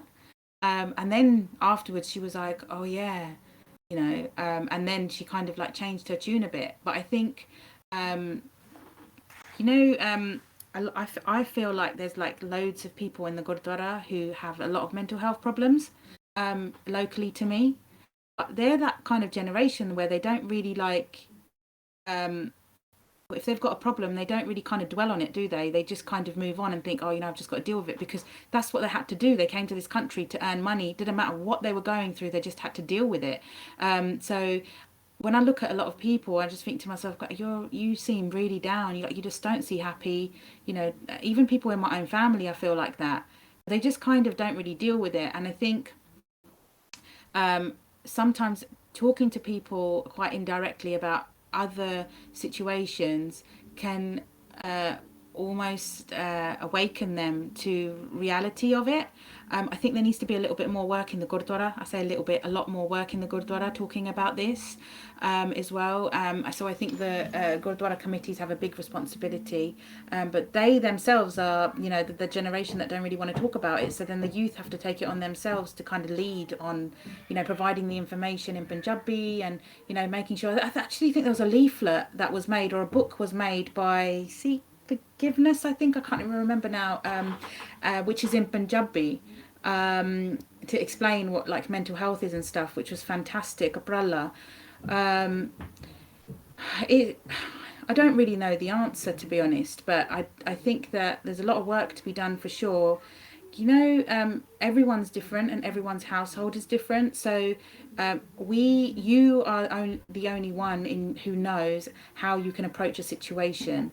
If you know that your dad is not the type of person that you can talk to about certain things, then maybe approaching the mum, maybe having like someone outside of the family come in and talk about it. So if you know that your mum is more likely to listen to your chachi than she is to you, then kind of speaking to your chachi if she's approachable. There's lots of different ways that we can think about it, and I know that sounds quite like glorified in approach, getting someone else to talk, and we don't really do that. And but I just think to myself, when it comes to our lives, when it comes to protecting people's lives and their mental health, who the hell cares? Who knows? Because later on then we're going to be crying our eyes out going, I wish we did this, I wish we did that. And I just feel like we really need to start being this comes down to Punjabi culture again, doesn't it, Baji? Like, we don't want to tell anyone what's going on with us. When Gurpreet Singh, my Singh, was having like he believes he didn't have depression. He believes he had low mood. Obviously, he found that out after he kind of changed his job and he started working in mental health. But I told nearly anyone I could think of in the Sangat because I was just dying for people to help me. Because I was just dying for people to help me. I told my mom, I told my sister, I told my dad, and I remember telling like Sings and saying like I'm really scared and I don't know what he's acting like this and he's acting like that, and all what that did, right, was the Sings never approached him and said to him, let's talk about your mental health. All they did, right, was they just kind of checked in on him and made him feel like he was needed and that they were thinking of him and asking him to come to Keithan or come here or come there, and I feel that them doing that kept that connection. And so sometimes I feel like sometimes we need to kind of think outside of the box a little bit. If we have people in our household and we can't get them to talk about mental health, then how can we get that message to them? Is it going to be through the Gurdwara? Well, there's a seva there. Let me start working on that. Who can I reach out to provide me information and connect with the Pravanda committees and kind of provide information there? Is it scaremongering going to work? Is an emotional stance going to work with my mum or my dad or my brother or my sister or someone? We need to look at our environments and see what's going to be the best way forward. But ultimately, it doesn't matter at what level it is, as long as we are having some sort of exposure to mental health, what it means, how we should be talking to someone who's struggling with their mental health. We all have mental health, right? We all have it. Everybody has their ups and downs. Everybody, even the people that's, whoever has said this question, how do we speak to, maybe we're struggling to speak to our elders because they're triggered by it, because they too are feeling something. So there's a lot of work definitely that needs to be done. Honestly, I don't really know the answer myself, but these are some of the things that I've been exposed to through my husband and his work in mental health, and some of the things that kind of we have experienced when he has had his troubles. I think in the UK as well, I think Sikh Helpline, they do quite a lot of work regarding these sort of issues as well. Yeah, and there's also Seek Your Mind. They are fantastic as well. And they do so much work. They also have a helpline which is 24 hours, and also they have like an email system now. And I remember doing this because of a Benji that I was supporting. She was going to have a baby, and so I was helping her to prepare like through Sikhi hypnobirthing before the birth. And then I didn't hear from her after, and I knew she must have had the baby because she was well past it. And I checked in with her, and no response. And I kept on seeing that her WhatsApp hadn't been checked since like a month ago, which was really strange. And I kept on checking in, and it turns out that she had like a mental health kind of problem, which was I've forgotten what it's called now, but basically it's quite a serious one. She had to be admitted. The baby had to go with her. She was a danger to herself. It's like it's not postnatal depression. It's like much more progressed from that. And I just remember like speaking to her and her saying, "I just feel so alone." And I reached out to Seek Your Mind, and literally I sent them an email from from their website, and within like 5 minutes I had a response to say, give us her number, we'll connect with her, or she can connect with us through this number. What do you think's working best? And literally that connection was so life changing for her. She's out now. She's at home with her baby. She sent me a message the other day to say that, how Benji, how do I wean my baby now? She's enjoying motherhood, which is so beautiful. But the difference here for her and for us as a community is that she couldn't connect with the kind of therapists who were in the hospital because they didn't understand our culture. So when she was saying, I've got loads of guilt because I haven't been able to do my nithanim, they were like, don't worry about it. Don't worry about it. And to a Gursikh, that's not the right thing to say. I'm sure everyone's nodding their heads. But when she connected with Seek Your Mind Sevadars, and she was saying this kind of thing, her response was complete. Whatever they were saying to her was complete. And she said, they really empowered me. They made me feel like I could talk about the issues that I have as a Sikh, and from a cultural perspective and stuff, and help me through the mental health part of it and all that. So, Seek Your Mind, Seek Helpline, as you've mentioned, and I think there's Sorge, I think Sorge Mental Health or something like that. And then for the Singhs out there, there's always Trakki as well. Baji's doing loads of Shanjit Baji's doing loads of work there as well. So there is kind of avenues for like men and women out there now. So a lot of work has been done. I know we've got lots to do, but there's amazing seva that's been done out there, and everybody who works at Seek Your Mind, and I'm sure the other places as well, it's all seva. They're doing it for the love of the band, and to kind of heal us, which is important.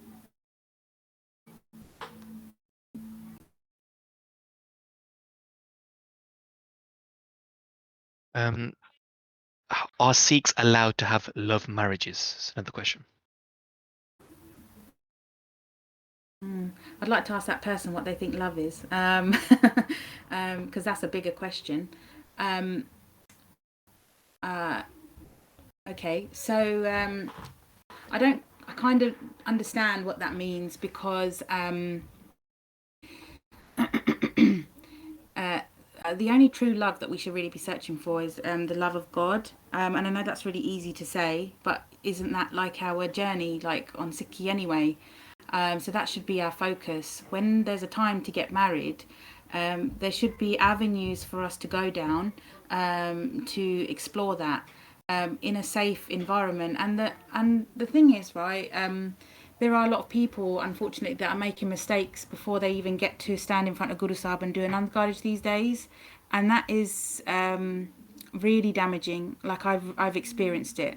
Like I've met people who have had really amazing connections, and it's been through Sikhi, and their foundation has been Sikhi, and then they've been spending loads of time together, and then they basically have sexual intercourse, and then after the marriage something just doesn't fit for them.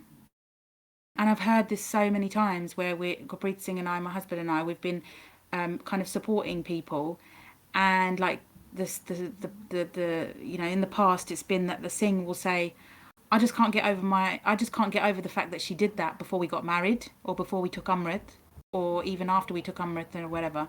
And then there's the Bibi who's saying it just doesn't feel right to me anymore because it's not how we didn't do it in the right order. We didn't move through our relationship in the right order.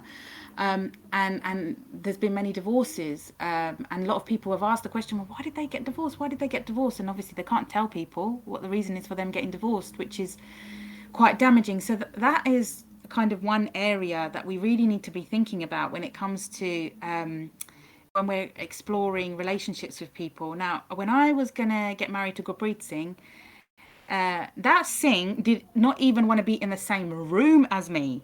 And I used to feel so insecure. Oh my God, we haven't had any conversations before. Have we got anything in common? The only thing we had in common, which actually was the best thing, was the foundation of which was Sikhi. We really, really just wanted to grow in our Sikhi. We wanted Pakka Amritvella. We wanted to basically do sangat of like gurmukhs. We wanted to learn Gita, we wanted to learn Santhya, we wanted to learn Shastra Vidya, everything. That's all we wanted to do in our life. And everything else. And so in the lead up to our wedding, like I would phone him and he wouldn't answer, and then he would text me back and say, "What do you want?" Like really rudely. And I remember having a conversation with my sister the 2 days before my wedding, before my Anand College, and I said, I don't know if it's going to work. And she said, why? And I said, I don't know anything about him. And she said something to me as a non-Amritari. She said, what do you know about him? And I said that he wants the same Sikhi as me. And she goes, is Sikhi everything to you? And I said, yeah. And she goes, then he's everything to you. And I was like, yeah, but what if, even like I said to her, what if physically we don't connect? Like, what if we don't have a connection? Because he doesn't even want to be in the same room as me. And she said, if you really, and this is where we know Guru Sahib speaks through people, it doesn't matter who they are. But she said, if if Guru Sahib has sent this person to you and has connected you together, however it has come to be, and all you guys have ever talked about is Sikhi and like Ityas and Gurbani and stuff like that, and it feels right, then none of the other stuff should matter. Everything else should be just left in the lap of the Guru. And I just looked at her and I thought, wow, oh my God, like Guru Sahib speaking to me right now and saying, like, basically giving me a chaped and saying, fix up, kind of thing. And we had the most amazing Anand Karaj. And he went from not even wanting to have a conversation with me to straight after our Anand Karaj, he was talking to me like everything was normal. And then kind of weeks later, as we started to get to know each other, I said to him, like, do you remember, you have no idea what you put me through, like before the Anand Karaj? And he was like, in what way? And I said, because you didn't want to go near me. I kind of felt like I didn't even know like why you were marrying me. And he said, I did that to protect us. And I was like, okay, what do you mean? And he goes, because Garm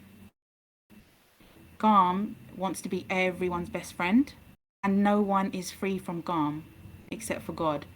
So I was doing that to protect us.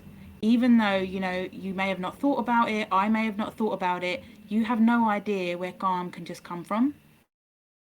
And I thank him so much every day that that was the experience we had, because like I said, so many experiences now that we've been exposed to where people are going out and they're dating and they're doing all of this stuff before they even get to their Anand Karaj. I'm talking about Amritaris here. I'm talking about Amritaris. And, they're going to smargams together and they're going in the car together by themselves and all this kind of stuff. And which for me, I just feel is a very dangerous game to play. So we need to be really careful. Also, the other thing is, so when we're talking about love marriage, these are the experiences. I'm not talking about, when I'm saying experiences, I'm talking about in the tens, I'm talking about in the 20s, like people, 10, 20 people I'm talking about here. I'm not talking about one or two examples. People who are even non-practicing Sikhs, they are meeting people and they are dating them. I'm going to talk about my niece, right? Because this is quite recent. She started dating this guy that she met, and she was really happy because he was like Punjabi as well. So they all, they had this in common or whatever. And I remember just seeing on Instagram that she had gone to Dubai with him, and she was lying on a beach in a bikini with him, and then then they went to Paris together, and then they were going to America together, and then they went to like my cousin's wedding together. like as a couple. They weren't engaged yet. And they're married now and they're happy and everything. But she phoned me. I remember quite a couple of months ago, um, and she said to me, "I'm really down. I'm feeling quite depressed." And I said, why? What's going on?" And she said, "We're kind of just looking at each other and we feel like there's nothing between us." And at that time, I really wanted to say to her, "To sab kuch kar liya, you've already done everything before you've even got to the Anand Garage. Now you've done your Anand Garage and you've started to live your life as a married couple. There's nothing to explore together. You've travelled together, you've been intimate together, you've had all those kinds of chats together that you know, and so there's a lot of work that needs to be done there with her and her marriage, and they're in counselling now, because they have to. But this is a very very common thing that happens, where we that's love marriage in that form, where we have these experiences before we've even got to the Nand Cottage, before we even got to that moment where we ask Guru Sahib and accept Guru Sahib, what they're saying, and that we're going to do this and this is how we're going to live our life. Because Guru Sahib's then kind of just probably thinking, well, actually, I don't know what Guru Sahib's thinking because they just love us anyway. But we kind of jeopardize that situation for ourselves. So I think I can't say to you, is it okay or not? In my opinion, my daughter, she's 12 years old. She's asked me, how will I meet a Singh when I want to get married? I want to marry someone like daddy. And I said, when the time is right and you feel it's right, we will look to the Sangat and ask the Sangat to find you the right person. The Sangat will know who you are, and they will know who whatever Singh is or whatever. And wherever your Sanjog is, Guru Sahib will basically present that to us, right? But you don't go looking yourself. And this is what we believe is the right path for us, because there's too many dangers involved otherwise.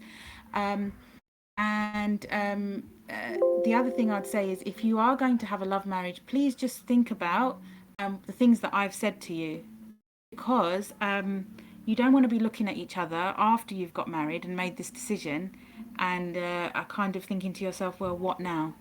What do we do now? My husband and I, we got married, and then we got pregnant really quickly. And then, so we never, and we had this plan that we were going to travel, we were going to go smargams all over the world together, and then we were going to have kids and things like that. But obviously, Guru Sahib had a different plan for us and sent us Mansimagor quite quickly. But I remember Gurpreet Singh looking at me one day, he had his hand on my stomach, and he said to me, I know you feel like we never got to do what, we had planned to do, but when the kids are married, if it's Guru Sahib's hukum, we will then be looking at each other and restarting our life as a couple again. And it's important that we nurture that in the meantime with our children as a part of that.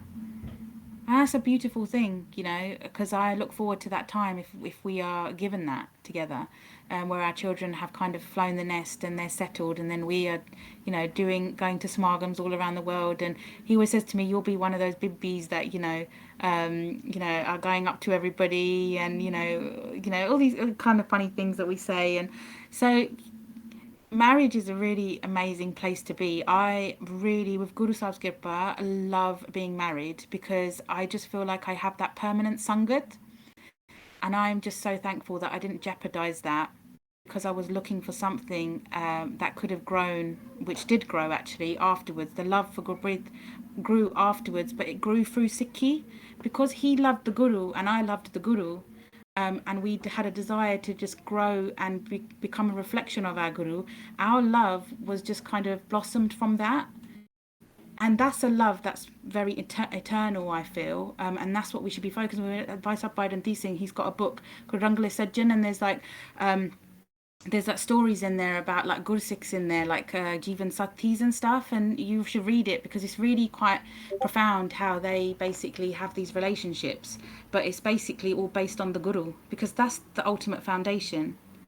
So if you're looking for love, look for love of the Guru first, and Guru Sahib will send you the person you're meant to marry anyway, when the time is right. Just have to believe it, and just keep your consciousness on that. That's a beautiful answer, Penchi. Thank you for that. Here's a more nuanced one on the same topic. Um, so my parents eat and drink, and I am Amritari with Guru Sahib's Kirpa. I have found an Amritari Bibi and we're happy together, but our parents are not agreeing, and they're not really open enough to agree on it, and they want someone that's quote unquote less strict in Sikhi. Can I just ask for some clarification? So, do they want someone who's less like so? They want a Bibi who's less strict. Yeah. So I think the Sengh's parents, I think they want someone who's less strict than Sikhi, but he's already found Amritari Bibi who they're both, and they're both happy together. Um, you know, I think in these kinds of situations, it's really important to get like external people involved, like maybe like someone like an elder Gursikh, respected Gursikh within the Band. I'm not talking about like the Gurdwara committee or someone. I'm talking about like somebody who is quite respected and you know. A Khalsa who's practicing Sikhi and living, breathing embodiment of the Guru, because amazing things can happen when Gurumukhs are involved in kind of situations and changing people's minds or whatever. But sometimes we have to ride out these situations, and I've really experienced this actually. Sometimes when we ride out these situations, like just kind of bringing it up, kind of even saying, look, let's just, saying to your parents, can we just, wait a month and then revisit it? And in that time, or asking them what their expectations are you? I'm assuming that this. The reason why I'm saying that before I go on to the next bit, the reason why I'm saying that is because sometimes we want to break a wall down very very quickly, and so we're beating it down with our fist. But what happens is we're damaging our fist, and the wall's not moving. But sometimes when we try and take a brick down one step at a time, one day at a time, it can be a lot more impactful, and slowly walls do come down that way. So that's the reason why I'm saying don't press it too much. If you're meant to be, it will be, it will happen, and time, if you're young and everything, and there's no kind of issue of biological clock, I'm assuming, you have time to kind of deal with this. And like I said, just please, whoever you are, I just do benti in your jadan, please do not be alone together within this time frame, and just be very very conscious about how you're spending your time together and how you're communicating, and the other thing I was going to say is that when you get an external person involved, who's respected, who your parents might respect, and you have them on side, it can be, kind of, it will be different from you saying it basically. Ardas is really key. And I'm not saying do ardas and say to Guru Sahib, I really want to marry her. Can you please make it happen? I'm saying, Guru Sahib, if this is your hukum for us to marry, then I accept that the timing is your timing. It's not my timing. It's going to happen in your timing. Please help me to accept that. But if this is not meant to happen, please let me accept your hukum as well. And really doing that wholeheartedly. This it's a very difficult situation, really. But the other thing to think about is, are you planning to live like with your parents? Because I'm just wondering that if she's too strict, I hate that word strict. If she's too disciplined for them, how do they feel that it's going to impact them? Have you had a conversation like that before? Have you said, like, what worries you about that strictness? Is it what external people are going to think? Is it what she's going to implement in the house? Because I know families where they have had separate kitchens put in. They also have separate cupboards, where they have different patille, and they have different kind of utensils and things like that for when they're cooking. But in those situations, I'll tell you one thing: that Bibi, if she has agreed to live within that household and she's willing to do that, which is going to be very very hard for her, I can tell you that now. She's going to be the one who has to bring like 1000% to that household. She's going to have to really hold her tongue in every situation. She's going to be the one who's going to have to, if she's making food for you know, herself, she's and yourself, she's going to have to make food for them as well, unless it's meat, of course, or something like that. She's going to have to basically pulling her weight at an extraordinary level in order for her to win them over. And I know that sounds quite kind of superficial, but unfortunately, a lot of Punjabi households, this is what they see as a good daughter-in-law, someone who doesn't say anything. So, and over time, there is a possibility that there will be acceptance. Um, is she willing to do that though? Have you had that conversation with her? Because sometimes, when we are in love or in lust or whatever, we don't see these things, and we don't realize, we just think that this is what I want to do and that's the end of it. And so I just, we don't look at the kind of realities of the world and life and how it affects everybody, not just the two people involved. So, when in our culture, when we get married, it's not two people just getting married, there's two families getting married, and we need to make sure that we are keeping that pyar there, because that's how, also remember that Bhai Gurdas ji said that the daughter-in-law will lead the family or the household to the door of deliverance. She can be the liberator of a household. That's a massive responsibility. She can also be the Maya that is going to split it apart too. So, something to really consider, a lot of questions to think about here. There are two organizations that you can reach out to. The one is Your Lama, and the other one is Sing and Core Introduction. Sing and Core Introductions, they've been doing weddings and speaking to families at this kind of level that you're talking about for years. Even before I came into Sikhi, they were doing this. They've just kind of done it as a platform now recently. But that might be a really, really good way forward, because they have so much experience of how to speak to parents, and also they'll be able to really talk to the two of you about what you want, and potentially if this is the right thing for the two of you, and if you are actually a good match and stuff like that. So I'm sorry if I haven't given you the exact answer that you wanted, but I think there's a lot of questions that the person who's asked the question needs to go back and think about when it comes to walking down this journey.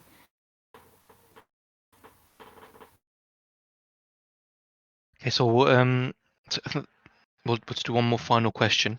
If that's all right with you, Benji. Anji. Benji, so according to Sikhi, how should our attitudes be towards people from the LGBTQ plus community? I've grown up around friends at school who are very accepting of all kinds of people, and I feel as maybe a Sikhi would not want me to do that, as in treat them different. So I just want to be accepting.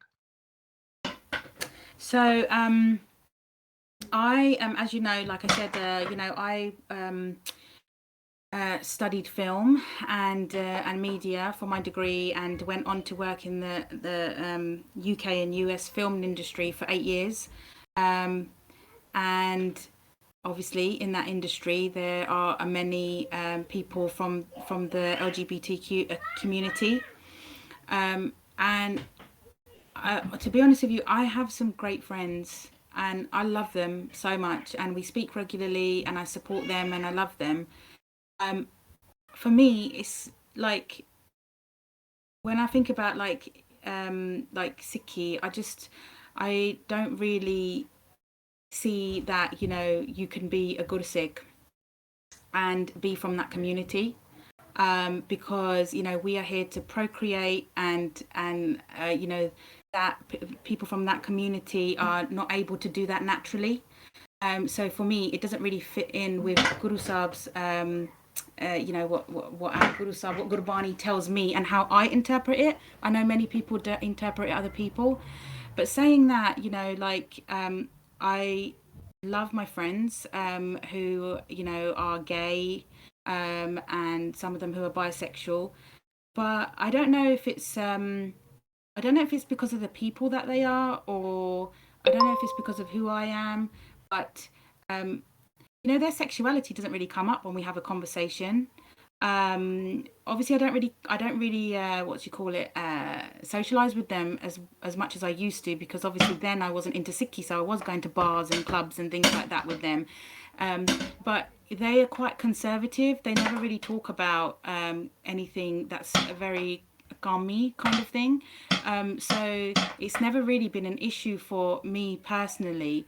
I don't think that as Gursikhs we should be looking at someone and saying you're like this, and so therefore I can't have anything to do with you. I hate you or anything like that. My daughter, she came home from when she started secondary school last year. She came home and she said, "Mummy, there's like a group of kids. There was a group of kids in the playground, and I didn't know what they were doing, and I could hear all these noises. So I went over there, and she said there was the two girls in the playground, and they were kissing." And my heart just stopped because obviously like I hadn't really had that conversation with her, just like the swearing and things like that. And she said like I was really confused, and then I had to have that conversation with her. And she said like and I said, how does that make you feel like as a Sikh? And she said it makes me feel like it doesn't really fit with Sikhi and what I know. And I said, okay. I said, but how did it make you feel about the individuals? And she said, like, I don't want to be friends with them. And then I kind of like said to her, like, Auntie Jo, Auntie Jo is, gay and stuff like that. And have you ever felt like, she's bad or anything like that, or she made you feel uncomfortable or anything like that? And she said, no. And I said, so you're just going to love her the same anyway? And she said, okay. And I said, so you just be okay with everyone, but, you just, where you feel you need to keep your distance, whether someone is gay or not, that's your prerogative. That's up to you. What I've learned about Gurbani, right, is that everybody interprets it differently. And also, people do like to stretch it, move it, and manipulate it to serve their own purpose. And only Guru Sahib can judge, at our time of death when we stand in front of the judge, what that means and how we have interpreted it and how we have followed that interpretation. So really, I try my best not to judge. It's such a hard thing. I'm not going to say that I'm not a judgmental person, because I'm the most judgmental person ever. But I can, for me, I would say in answering the question, it doesn't matter if you agree with it or not. As a Gursikh, you should be loving everybody, because they are a part of our Creator. And if we really, really do want to love God, then we need to love everyone. Not an easy thing to do, especially for me when I have like sister-in-laws that hate me, and I'm still working through that. But that's the reality. That's the challenge. God's given me that test. Let me see if you really do love me, because I'm going to send you someone who's really hard to love. So that's my own opinion. I don't want to offend anyone who's here, and I know that the Sikh LGBTQ community is growing at a massive rate now. And yeah, they can crack on, but that's my opinion and my interpretation, just like they have theirs.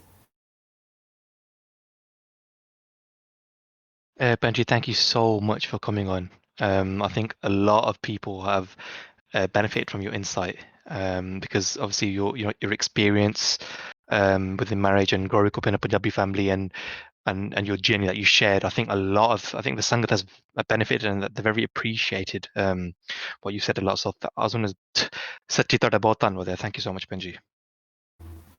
Thank you for having me. I feel honoured. I feel like I always say to Gurpreet, I feel like I need to go on a course or something where I learn to just answer a question as opposed to give like a whole kind of life story to it. But I can't help it. And he's always like, yeah, you do. Yeah, you do. But thank you so much for having me and for all the questions. And I, do a benti to everybody. If I have done anything or answered any question that offends you or hurts you or upsets you, please, please, I beg you to forgive me. That was not my intention. I just wanted to share my own experiences and my own kind of belief and my own understanding of Sikhi with you. So I hope you have benefited from it somehow. Thank you.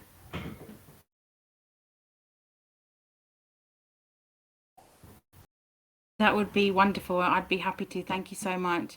If anybody does any of the Benjis, I haven't been following the questions or anything, but if anyone does want to reach out to me about anything a bit more personal, please feel free to on Instagram, and I promise I will do my utmost to support you as much as I can, or signpost you to someone or some organisation that can. Thank you so much. Waheguru Ji Ka Khalsa, Waheguru ji ਕਾ ਖਾਲਸਾ ਵਾਹਿਗੁਰੂ ਜੀ ਕੀ ਫਤਿਹ ਜੀ Let's do one jagara for all the Red Sikhs out there who are maintaining the Red strong. One jagara for them. ਗੱਜ ਕੇ ਜਗਾਰਾ ਗਜਾਵੇ ਫਤਿਹ ਪਾਵੇ ਨਹਾ ਲੋਦਾਵੇ ਦੁਸ਼ਟਾਂ ਨੂੰ ਝਟਕਾਵੇ ਸ੍ਰੀ ਗੁਰੂ ਗੋਬਿੰਦ ਸਿੰਘ ਜੀ ਦੇ ਚਰਨਾਂ ਨੂੰ ਭਾਵੇ ਸਤਿ ਸ੍ਰੀ ਅਕਾਲ ਵਾਹਿਗੁਰੂ ਜੀ ਕਾ ਖਾਲਸਾ ਵਾਹਿਗੁਰੂ ਜੀ ਕੀ ਫਤਿਹ